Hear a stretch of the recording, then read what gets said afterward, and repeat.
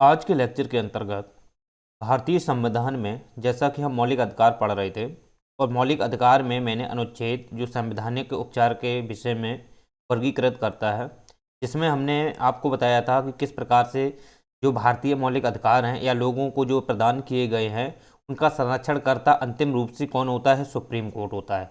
तो supreme court का यह एक अपना उत्तरदायित्व होता है कि किसी भी परिस्थिति में अगर मौलिक अधिकारों का कोई उल्लंघन करता है, ठीक है, अगर कोई राज्य संस्था है जो उल्लंघन कर रही है, ठीक है, तो उस पर एक प्रकार से देखा जाए तो सरकार वो मौलिक सुप्रीम कोर्ट जो होता है युक्तियुक्त किसी प्रकार से संरक्षण करता होता है, वो उस प्रकार से अपना अध्ययन या उसे हम अपना वो प्रस्तुतिकरण देता है, राइट।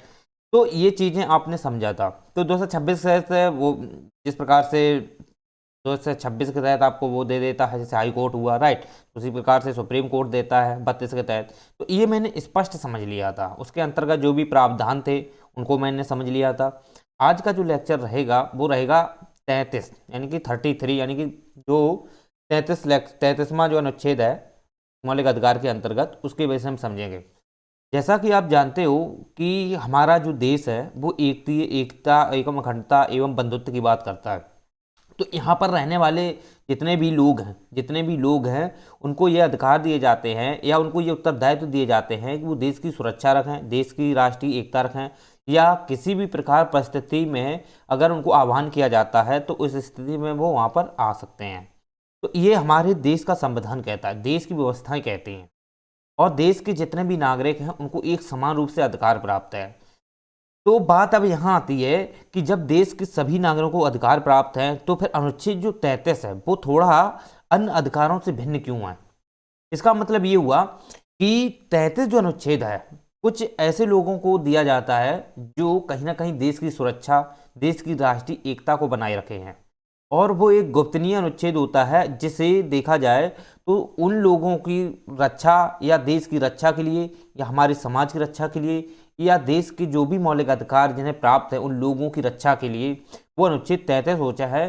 33 जो होता है वो कुछ ऐसे लोगों को दिया जाता है जो देश की सुरक्षा करते हैं या बॉर्डर पे हैं या आंतरिक सुरक्षा करते हैं, ओके। क्योंकि भारतीय देश देखा जाए तो एक बॉर्डर क्षेत्र पर, एक आंतरिक क्षेत्र पर, ठीक, दोनों पे सुरक्षा मतलब की व्यवस्थाएं उपलब्ध कराता है, और वो व्यवस्थाएं जो होती हैं वो एक सरकारी तौर पर उसमें जो भी निरंतर बदलाव अगर करते हैं तो वो संसद उसकी जिम्मेदार होती है, राज्य विधानमंडल नहीं होता है, ओके। तो यहाँ पर बात ये आती है जो अनुच्छेद 33 है या 33 है उसके विषय में थोड़ा समझते हैं। देखो, अनुच्छेद जो 33 है वो स्पष्ट ये कहता है कि हमारे देश की एकता, हमारे देश की एकता एकता अखंडता अखंडता एवं नागरिक सुरक्षा हेतु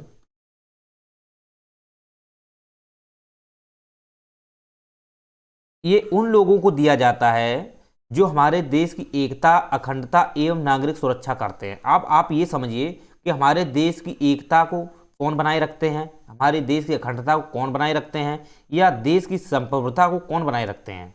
तो आपको ये पता होना चाहिए कि जो भी हमारे सशस्त्र बल हैं, ठीक, जो भी हमारे सशस्त्र बल हैं उनको ये अनुच्छेद 33 जो होता है उनके ही संदर्भ में यह विशिष्ट प्रावधान करता है। क्योंकि आप जानते हो कि मौलिक अधिकार जो हैं, मौलिक अधिकार सभी व्यक्तियों को एक समान प्राप्त है, सभी व्यक्तियों को एक समान प्राप्त है, लेकिन अनुच्छेद 33 जो कहता है कि जो मौलिक अधिकार हैं उसमें से कुछ ऐसे भी अधिकार हैं जो देश की एकता और अखंडता और नागरिक सुरक्षा में जो लोग लगे हुए हैं या सरकारी स्तर पर जो लगे हुए हैं उनको ये नहीं दिए जा सकते। इसका मतलब क्या हुआ कि आप जानते हो कि देश की हमारी एकता को, अखंडता एवं संप्रभुता को कौन बनाए रखते हैं? वो बनाए रखते हैं सशस्त्र बल। और सशस्त्र बल जो होते हैं वो एक्चुअली में आपने देखे हो बॉर्डर पे भी लगे होते हैं। तो ये हम कह सकते हैं हमारी भारतीय सीमा। तो भारतीय सीमा जो होती है निश्चित रूप से वहाँ पर जो भी आर्मी के बल हैं, BSF के हैं, या आप उधर PRO हैं, अलग अलग प्रकार के देखे हों आपने, लगाए जाते हैं, ठीक है। तो ये जो भारतीय सीमा पर है या ITBP का आप देख लो, तो भारतीय सीमा पे जो भी बॉर्डर पे सशस्त्र बल लगे हैं, तो चाहे वो जलीय हो या स्थलीय हो या वायुसेना हो, तो ये सभी सशस्त्र बल में आते हैं। कौन आते हैं? सशस्त्र बल में कौन आते हैं? जैसे कि आप देख लो, स्थल सेना है, वायु सेना है और जल सेना है। ओके, या आप अर्धसैनिक बल देख लो। अर्धसैनिक बल, अर्धसैनिक में आप ऐसे अर्धसैनिक बल होते हैं जो आप देखोगे कि भारतीय सीमा पे तो ये नहीं होते हैं, लेकिन ये अर्धसैनिक बल एक्चुअली में भारत की सीमा के अंदर लगे होते हैं। भारत की सीमा के अंदर का मतलब ये हुआ कि इस प्रकार से अंदर लगाए जाते हैं कि भारत देश की आंतरिक सुरक्षा बनाए रखें, क्योंकि ये तो बाहरी क्षेत्र पे जो लगे हैं, सीमा पे लगे हैं, ये विदेशों से किसी परिस्थितियों में लड़ने के लिए इनको छूट होती है। ठीक, किसी परिस्थितियों में अगर कोई स्थिति बन जाती है तो उस प्रकार से ये एनकाउंटर करते हैं, उनको ये छूट दी जाती है। लेकिन भारतीय सीमा के अंदर भी कुछ अर्धसैनिक बल होते हैं, जैसे आपने नाम सुना हो CISF है, CRPF है, राइट। तो ऐसे आपने नाम सुने हो। ठीक, तो ये जो बल लगा होता है ये एक्चुअली में आपने देखो आंतरिक सुरक्षा बनाए रखते हैं। वो बाहरी सुरक्षा रखते हैं, ये आंतरिक सुरक्षा के लिए भी कुछ बल होते हैं, अर्धसैनिक बल उनको बोलते हैं, राइट। लेकिन आह्वान की स्थिति में भी ये भी एक प्रकार से अर्धसैनिक से सैनिक बदल सकते हैं, वो एक अलग बात होती है। लेकिन ये देश की आंतरिक सुरक्षा को रखते हैं। जैसे आंतरिक सुरक्षा में अगर किसी प्रकार की विद्रोह स्थिति बनती है या किसी प्रकार की ऐसी घटना घटित होती है या ऐसी कोई संस्था द्वारा ऐसी मतलब गतिविधियां की जाती हैं जो युक्ति युक्त नहीं है या जो देखा जाए तो इनको खुला नहीं छोड़ा जा सकता है या वो अनैतिक कृत्य करती हैं, तो उन पर कहीं ना कहीं निर्बंधन, उन पर प्रतिबंध एवं संवर्धन के लिए अर्धसैनिक जो होते हैं वो लगाए जाते हैं। या आप औद्योगिक क्षेत्र में देख लो, औद्योगिक क्षेत्र में भी अर्धसैनिक बल लगे होते हैं। ओके, तो आप इनको भी हम ले सकते हैं। इसके बाद आप देखोगे जो पुलिस है, पुलिस सेना है, तो पुलिस जो सेना है ये भी आप देखोगे जो राज्यों की स्टेट लेवल से पुलिस सेना होती है, राइट, जो लॉ एंड ऑर्डर के तहत जो नीचे वर्क करती है वो पुलिस सेना होती है। ठीक, तो ये भी आप देखोगे एक सशस्त्र बल में ही आती है।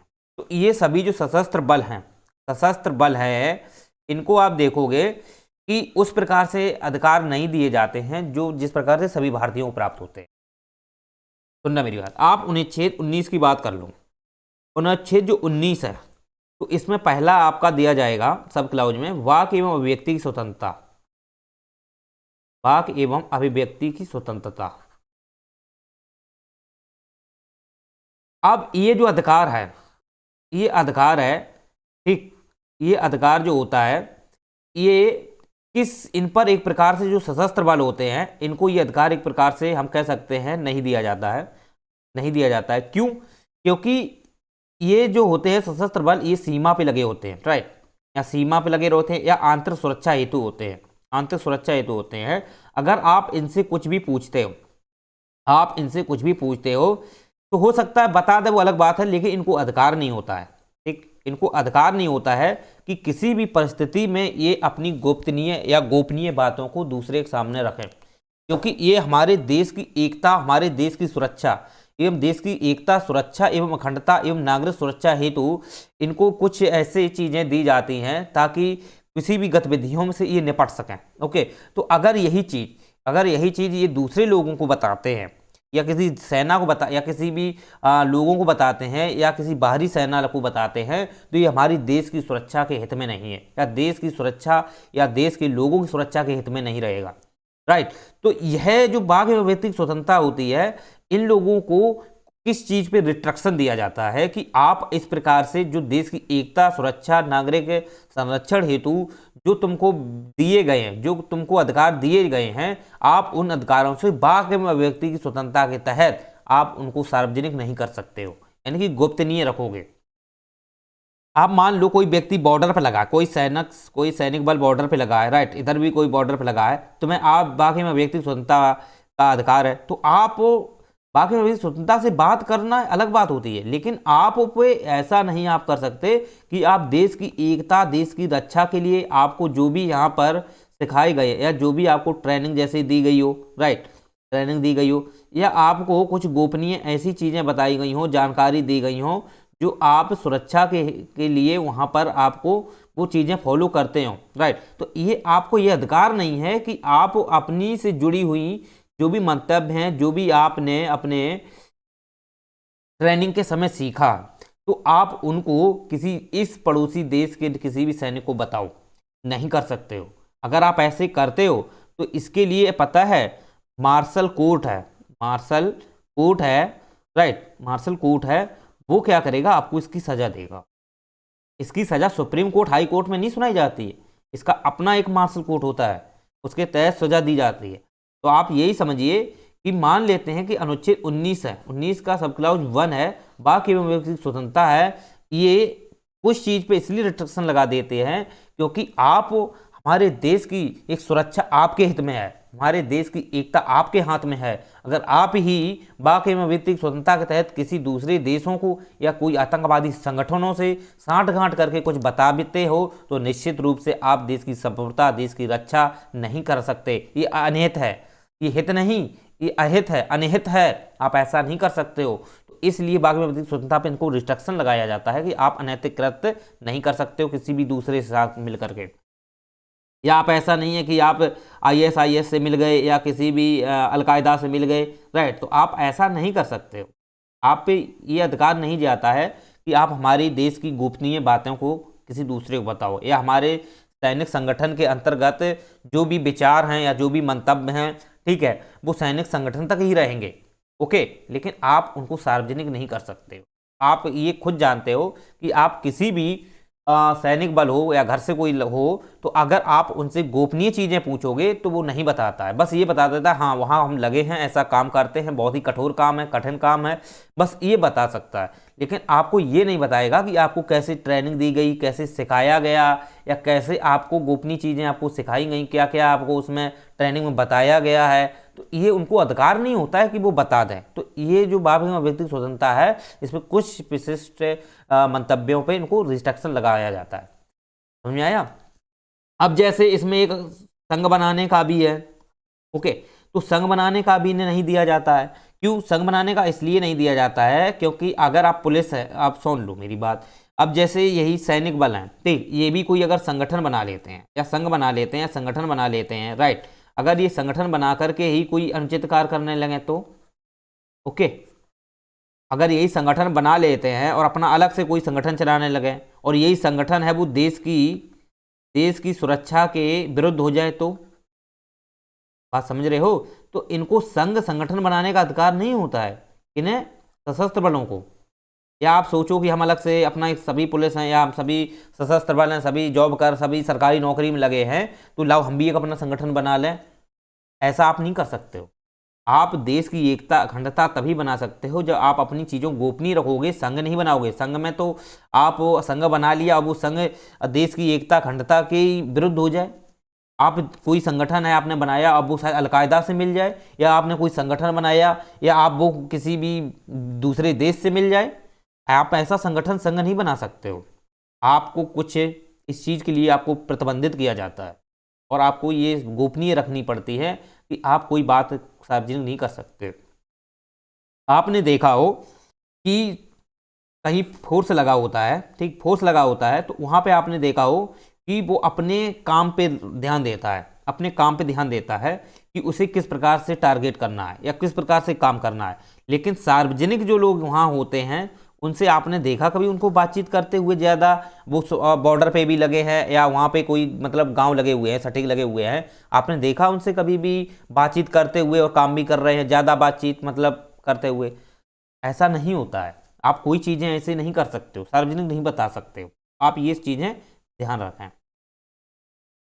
ओके। तो ये आप उनको कुछ मौलिक अधिकार हैं, उनको नहीं दिए जाते हैं। वो इसीलिए नहीं दिए जाते हैं क्योंकि देश की एकता, देश की अखंडता, देश की सुरक्षा उनके हाथ में ही होती है। और इसके बाद शासन, अनुशासन, अगर कोई प्रशासनिक व्यवस्था को ठीक ढंग से अगर अनुशासनित करना है तो निश्चित रूप से ये चीज़ें हैं अपने ही गोपनीय व्यक्तिगत रखनी होती हैं। आप इनको सार्वजनिक नहीं कर सकते हो। अगर ऐसा कोई करता है, सुनना मेरी बात, अगर कोई भी अर्धसैनिक बल, चाहे पुलिस हो, चाहे अर्धसैनिक बल हो, चाहे सशस्त्र का कोई भी बल हो, अगर वो ऐसा कोई सैनिक करता है तो निश्चित रूप से उसके लिए मार्शल जो कोर्ट होता है, राइट, इसके लिए जो मार्शल जो कोर्ट होता है वो क्या कर सकता है? सजा का प्रावधान कर सकता है। और सजा का तो ऐसी भी दे सकता है ठीक, सजा वो खतरनाक से खतरनाक दे सकता है, आपको बाहर भी निकाल सकता है, सस्पेंड कर सकता है, सब कुछ कर सकता है आपको। अगर आप किसी भी आतंकवादी संगठन सैनिक हो और आतंकवादी से मिले हो तो वो आपको काफ़ी दंड दे सकता है, मृत्यु दंड तक भी दे सकता है अगर आपने कोई भी अनैतिक कृत्य किसी भी बाहरी संगठन से किए हैं। ओके, चलिए, तो मार्शल कोर्ट कोई पावर होती है, लेकिन बात यहाँ आती है कि ये जो मार्शल कोर्ट है इसमें सजा दी जाती है और इसके अलावा इन्हें सुप्रीम कोर्ट या हाई कोर्ट या सुप्रीम कोर्ट में कोई सजा नहीं दी जाती है। बात समझ रहे हो? जितने भी ये सशस्त्र बल हैं इनको सुप्रीम कोर्ट और हाई कोर्ट में सजा नहीं दी जाती है, इनका अपना एक मार्शल कोर्ट होता है, उसके तहत इनको सजा दी जाती है। ओके, चलिए, अगर इनसे संबंधित, सुनना मेरी बात, जितने भी सशस्त्र बल हैं इनसे संबंधित कोई भी अगर फैसले लेने हो या उसमें परिवर्तन करना हो, निर्णय लेना हो, तो वो संसद लेती है। कौन लेती है? केवल संसद लेती है, विधानमंडल नहीं लेता है, ये याद रखना। केवल संसद लेती है, ना कि विधानमंडल। ठीक, संसद निर्बंधन करती है इस चीज का। ओके, निर्बंधन का मतलब ये है कि वो उसकी मतलब कि क्या करना है, क्या सही है, क्या गलत है, या क्या बदलाव करना है, एक्सचेंज करना है, ये ठीक है, परिवर्तन जैसे हम बोलते हैं करना है। ओके, कुछ जोड़ना है या कुछ हटाना है, ये सब जो करती है ना वो संसद करती है, क्योंकि इस कानून की जिम्मेदारी किसे होती है? संसद होती है, संसद ही कानून बनाती है।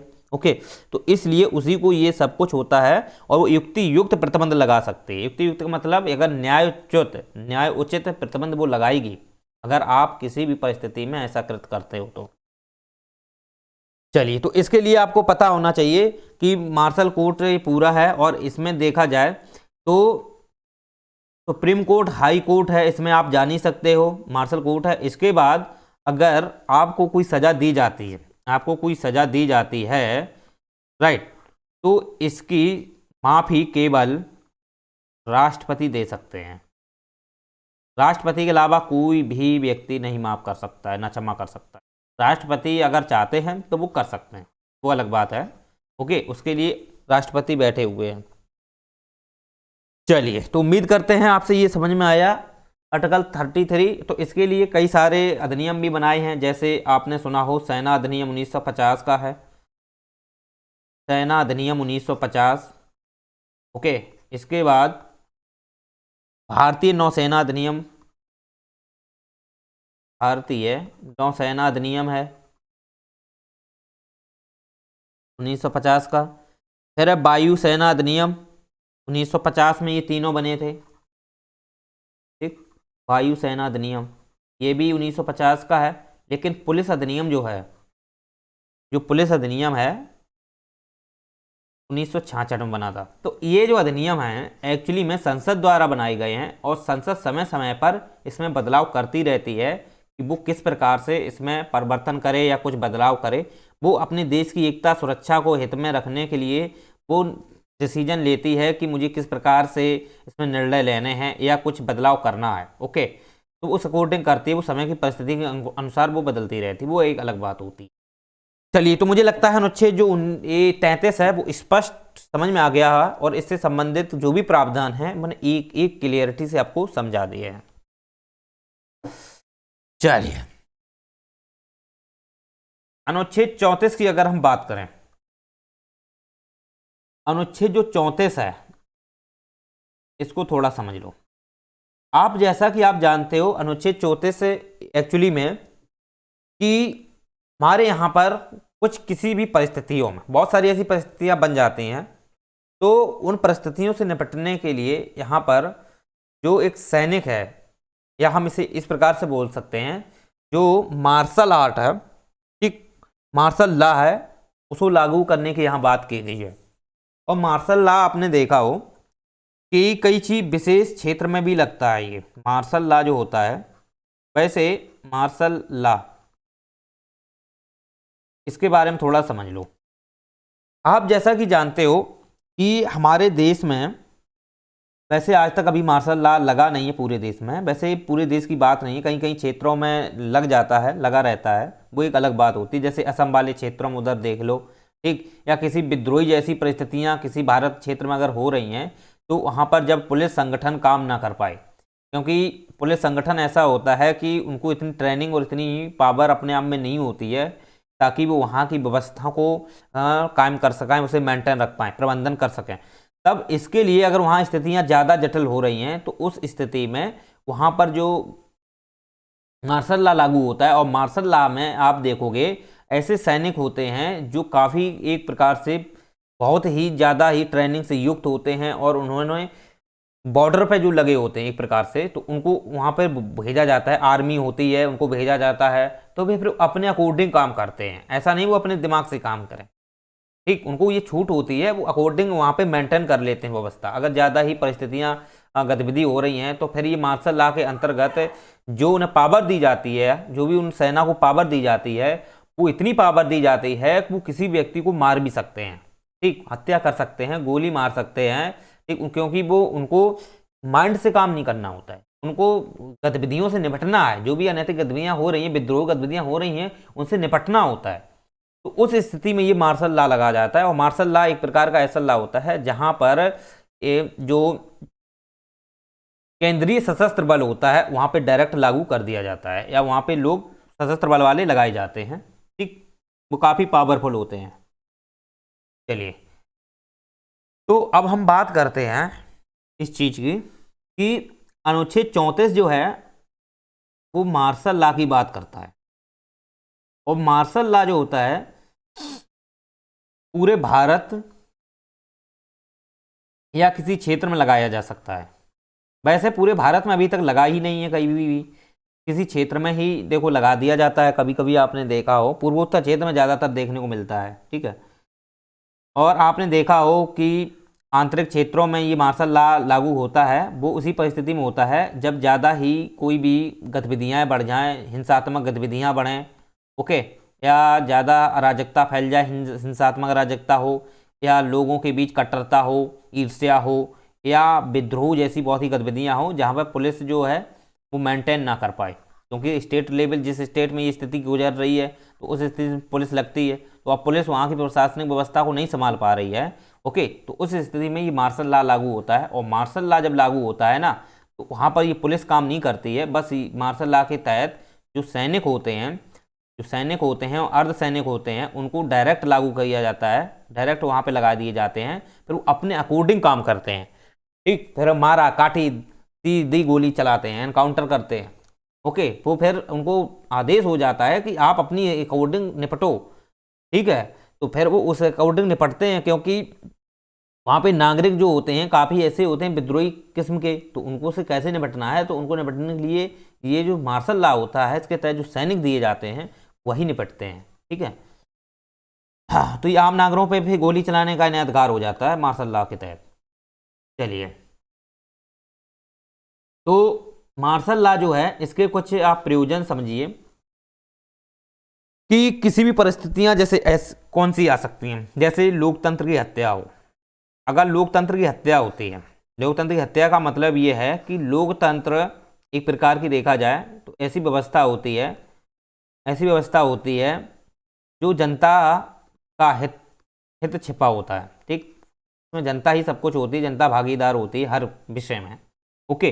अब जनता का वहाँ हित तो छिपा है, लेकिन उस अकॉर्डिंग, सुनने मेरी बात, उस अकॉर्डिंग जो सरकार है, मान लीजिए कि जनता का हित छिपा है, और जनता का हित जब छिपा है तो उस अकॉर्डिंग जो सरकार है काम नहीं कर पा रही है, सरकार विफल हो रही है, ओके, सरकार किसी भी परिस्थिति में विफल हो रही है, वो उस अकॉर्डिंग मतलब कि लोकतंत्र के अकॉर्डिंग काम नहीं कर पा रही है।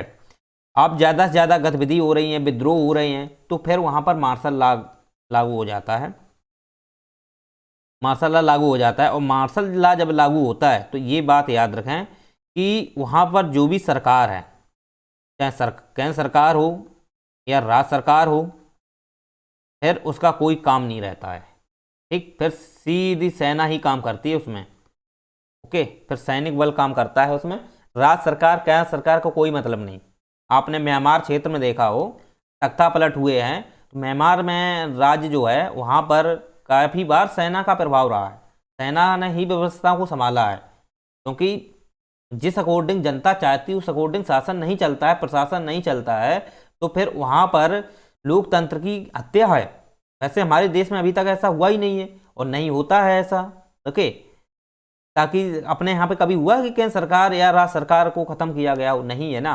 लेकिन विशेष क्षेत्रों में मार्शल लॉ लागू हुआ है, वो एक अलग मैटर है। वो केवल वहाँ की व्यवस्थाओं को हल करने के लिए, सॉल्व करने के लिए, लोगों को वहाँ पर बनाए रखने के लिए, मेंटेन करने के लिए बस ये मार्शल लॉ लागू हो जाता है। वैसे पूरे देश में अभी तक कभी लागू हुआ ही नहीं है। ओके, वैसे भी मार्शल लॉ देखोगे तो प्रावधान भी नहीं है, अभी हम थोड़ा आगे कर देंगे। तो बात यहाँ आती है कि केंद्र सरकार, राज्य सरकार तो नहीं होती है। इसके बाद आप देखोगे कि ये जो मार्शल लॉ लागू होता है, इससे मौलिक अधिकार पर क्या प्रभाव पड़ता है। तो मौलिक अधिकार में अनुच्छेद 20 और 21 को छोड़कर, जैसे राष्ट्रीय आपातकाल लगता है, राष्ट्रीय आपातकाल 3 स्थितियों में लगता है। जैसे युद्ध चल रहा हो तब लगाया जाता है, ओके, या बाह्याक्रमण की परिस्थिति हो, स्थिति बनती हो कि आने वाले समय में हाँ होने की संभावना है, उस अकॉर्डिंग लगाया जाता है। या आप सशस्त्र विद्रोह हो उसमें भी लगाया जाता है। तो जो राष्ट्रीय आपातकाल होता है 352 के तहत लगता है, तो उसमें 20 और 21 अनुच्छेद है वो बरी किए जाते हैं, उनको किसी प्रकार का प्रतिबंध नहीं लगाया जाता। इसी प्रकार से मार्शल लॉ जब लागू होता है तो वहाँ पर भी 20 और 21 अनुच्छेद छोड़कर सभी अनुच्छेद जो होते हैं वो निलंबित कर दिए जाते हैं। ठीक, सभी अनुच्छेद निलंबित कर दिए जाते हैं। और जब मार्शल लॉ हटता है तो वो पुनः बहाली हो जाते हैं, ये याद रखना। तो मार्शल लॉ एक्चुअली में अनुच्छेद पर देखा जाए तो मौलिक अधिकारों पर एक विशिष्ट प्रभाव डालता है, क्योंकि मौलिक अधिकार जो होते हैं वो व्यक्तियों को प्राप्त होते हैं, और जिस क्षेत्र में ये लगा है तो वहाँ पर लोगों को ये अधिकार छीन लिए जाते हैं। या किसी क्षेत्र में लगा हो या पूरे देश में लगा हो तो फिर मौलिक अधिकारों को छीन लिया जाता है। तो बस ये चीज़ आप थोड़ा ध्यान रखें। इसके बाद आप देखोगे कि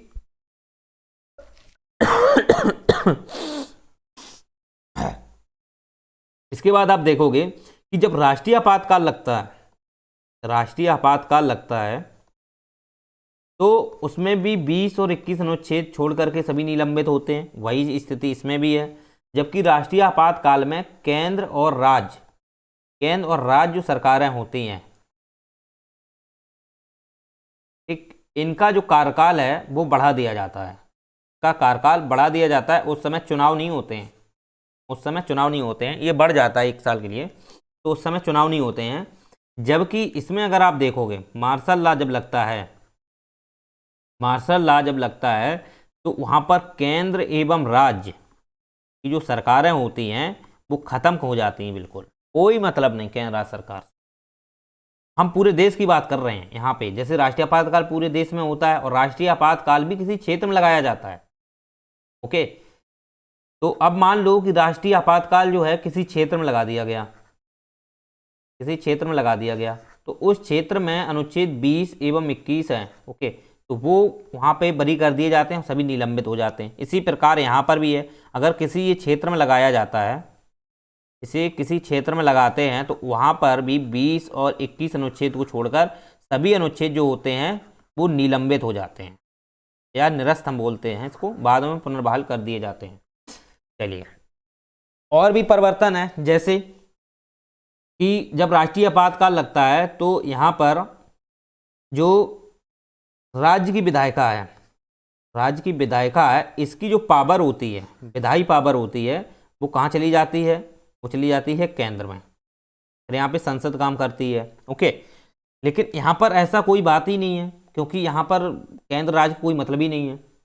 हाँ, ये जरूर होता है कि छोटे किसी क्षेत्र में लगा हो, किसी विशेष क्षेत्र में अगर वहाँ पर क्या लगा हो, मार्शल लॉ लगा हो, तो वहाँ पर आप देखोगे कि जो व्यवस्थाएं हैं वो केंद्र मेंटेन करता है, ना राज्य नहीं करते। ये याद रखना, सशस्त्र जो मार्शल लॉ होता है वह का जो मेंटेन करने का होता है वो सिस्टम केंद्र करती है। फिर क्योंकि मार्शल लॉ किसी क्षेत्र में लगा हो, तब अगर पूरे भारत में लगा हो या किसी पूरे देश में लगा हो तो वहाँ पर केंद्र का कोई मतलब नहीं, वो केंद्र ही खत्म हो जाता है। ठीक है, तो ये थोड़ा आप समझिए। इसके बाद इसी में आप समझो कि यहाँ पे जो व्यवस्था संघात्मक होती है, संघात्मक है का मतलब होता है केंद्र में अलग व्यवस्था, राज्य में अलग व्यवस्था, ठीक। और जब आपातकाल लगता है, राष्ट्रीय आपातकाल लगता है, तो यहाँ राज्य की जो भी व्यवस्थाएं हैं वो एकात्मक हो जाती हैं, मतलब केंद्र की ओर चली जाती हैं, तो एकात्मक, ओके, एकात्मक हो जाती हैं। जबकि यहाँ केंद्र की कोई एकात्मक व्यवस्था नहीं है, केंद्र की कोई एकात्मक व्यवस्था नहीं है, बस ये है थोड़ा कि जो फोर्स होता है उसके अधीन ही, फोर्स होता है उसके अधीन पूरे देश की व्यवस्थाओं को संभाला जाता है।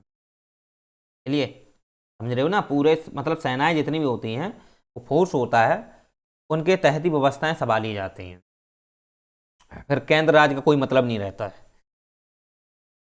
चलिए, तो उम्मीद करते हैं अनुच्छेद 34 है समझ में आ गया होगा। अगर इसमें कुछ और देखोगे तो अनुच्छेद जो 34 है, तो किसी विशिष्ट क्षेत्र में अगर लगा है वहाँ पर ज़्यादा कोई गतिविधि है, ठीक, ज़्यादा कोई विशिष्ट ऐसी गतिविधियाँ हो रही हैं जो वहाँ का पुलिस प्रशासन है उसे संभाल नहीं पा रहा है या संभालने में अव्यस्त है, ठीक, तो इसी स्थिति में क्या होता है कि विशिष्ट क्षेत्र में ये जब लागू होता है तो वहाँ पर पुलिस संगठन काम नहीं करता है। इसके बाद ये संगठन काम यही जो सैनिक संगठन है जो बॉर्डर पे लगे होते हैं, सैनिक संगठन उसमें काम करता है, फिर इन्हें स्वतंत्रता होती है वो अपने अकॉर्डिंग उस व्यवस्था को संभाले। तो फिर इनको इतनी स्वतंत्रता दी जाती है कि ये किसी भी व्यक्ति को भी गोली चला सकते हैं, ठीक। अगर कोई विद्रोह संबंधित है, उनको लग रहा है कि ये विद्रोही है, ठीक, तो वह गोली मार सकते हैं, जान भी ले सकते हैं, और आप इसके खिलाफ सुप्रीम कोर्ट में नहीं जा सकते, ओके, आप इसके खिलाफ सुप्रीम कोर्ट में नहीं जा सकते, क्योंकि इनको पावर दी जाती है, क्योंकि उनको लगता है कि ये व्यक्ति विद्रोह किस्म का है और ये ज़्यादा विद्रोह कर रहा है, ओके, तो फिर वो उनको मार सकते हैं, उनको जान उनकी ले सकते हैं। तो फिर आप कहो कि उसकी जान ले ली इन्होंने तो हम सुप्रीम कोर्ट चले जाएं, तो आप सुप्रीम कोर्ट नहीं जा सकते, ये पावर दी जाती है इनको। चलिए, तो उम्मीद करते हैं अनुच्छेद 34 है वो आपको स्पष्ट समझ में आ गया होगा। अब हम बात करेंगे अनुच्छेद 35 की। अनुच्छेद जो 35 है उसको थोड़ा समझो। अनुच्छेद 35 है वो संसद को ये पावर देता है, संसद को ये शक्ति देता है कि वह किसी भी मौलिक अधिकार को, संसद को ये पावर देता है कि वो किसी भी मौलिक अधिकार को कठोर एवं लचीला बना सकती है। सॉरी, कठोर एवं लचीला,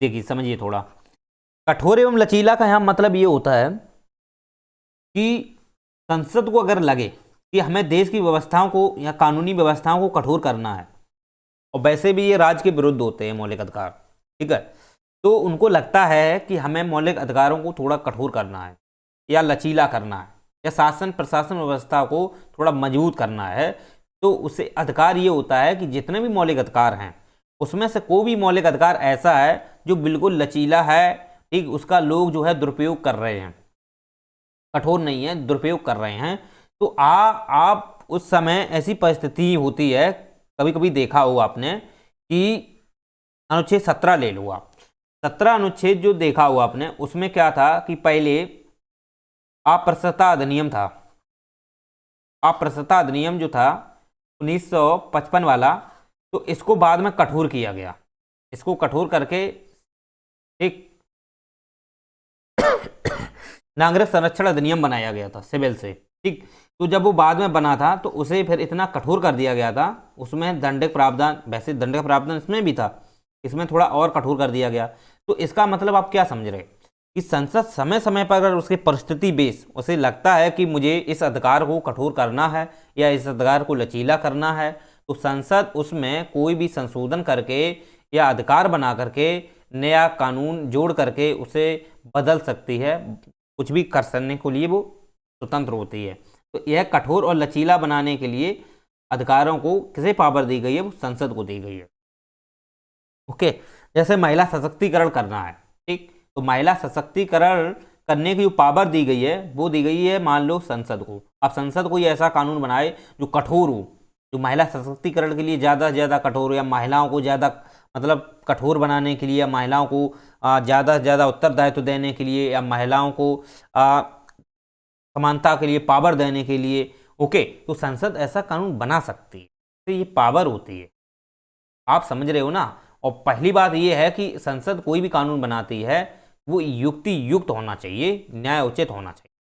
कठोर और लचीला ये न्याय से बाहर नहीं है, ठीक। वो अपनी देश की प्रशासन व्यवस्था को संभालने के लिए, एकता बनाए रखने के लिए, या महिलाओं को एक समानता के रूप में लाने के लिए, समाज में संतुलन बनाए रखने के लिए ऐसे कठोर या लचीले प्रावधान कर सकती है, अधिकारों में बदलाव कर सकती है। ये पावर जो दी गई है इस संसद को दी गई है, लेकिन संसद जो होती है बस ये है मूल ढांचा को ये ध्यान में रखती है बस। इसके बाद ये है कि जो भी अधिनियम ये बनाती है, किसी भी अधिकार से संबंधित हो बनाती है, तो ये ऐसा नहीं है कि ये अधिकार है इसको निरस्त करे या कुछ करे, तो ये एक प्रकार से निरस्त कर सकती है, सुनना मेरी बात, हाँ ये निरस्त कर सकती है, बदलाव कर सकती है, इसी में कुछ बदलाव कर सकती है, या दूसरा भी बना सकती है, राइट।